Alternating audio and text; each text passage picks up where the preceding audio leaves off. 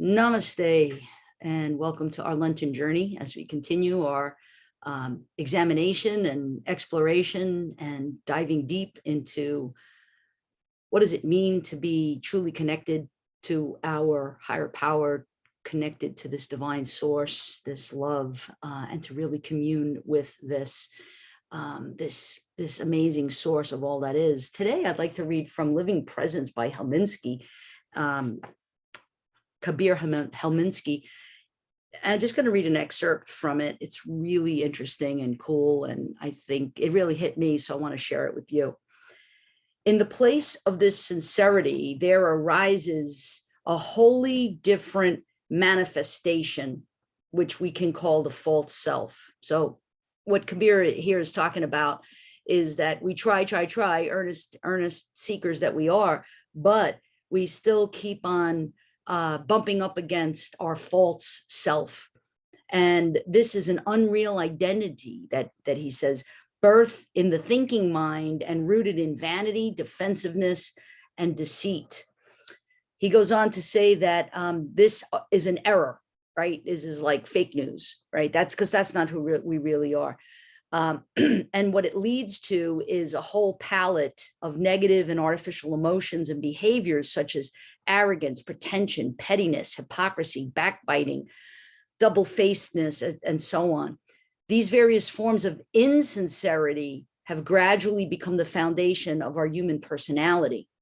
They are more or less considered respectable in society and are the cause of the weakening and eventual corruption of the fundamental capacities of the heart, known as faith, hope, and love. And so human beings will inevitably face experiences of suffering and disappointment, just like the Buddha taught us in the Four Noble Truths, that break down some of the features of this false sense and give rise to moments of true remorse and essential empathy. Unfortunately, however, in some of them, there arises the expert capacity to repress these more objective impulses arising in the heart. And should the challenge to the false self become too persistent, they have at their disposal various drugs, drinks, and entertainment that appeal to their basest desires. On the whole, then, human beings operating mostly through this false self work full-time and even overtime to arrange for themselves exclusively the conditions that they seek to make them happy. But it's distractions and it's artificial self. So the answer is the disappearance of this false self. And that's what we were talking about early in the beginning when we started our journey, is about this ego, the diminishing of the ego. That's the false self.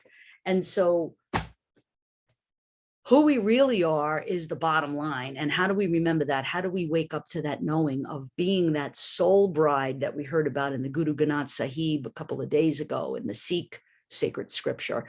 So how do we do that? How do we recognize that we are the soul bride? And here I want to talk about this just real quick. I've noticed a lot lately, just around, everybody's kind of doing it. You know, they're improving their face. They're getting, facelifts and Botox and all kinds of things. And what we notice about it is, if you could see this in celebrities, it's just like they start deforming themselves, deforming their faces, trying so hard through vanity, through that emotion and that personality, skewed personality of vanity, focusing so much on what beauty is. Meanwhile, back at the ranch, the natural face is just so beautiful. Why? Because in our sincerity and in our earnestness and in our recognition and allowing our soul bride nature to come forth, that shines through and it's radiant and it's beautiful. And so we chase after a lot of things outwardly, motivated by the false self. What if we just recognized our true nature and allowed that to shine through everything that we do in that most sincere way, and set aside, we don't even have to worry about setting aside all of those things that he was talking about: hypocrisy, backbiting, deceit, jealousy.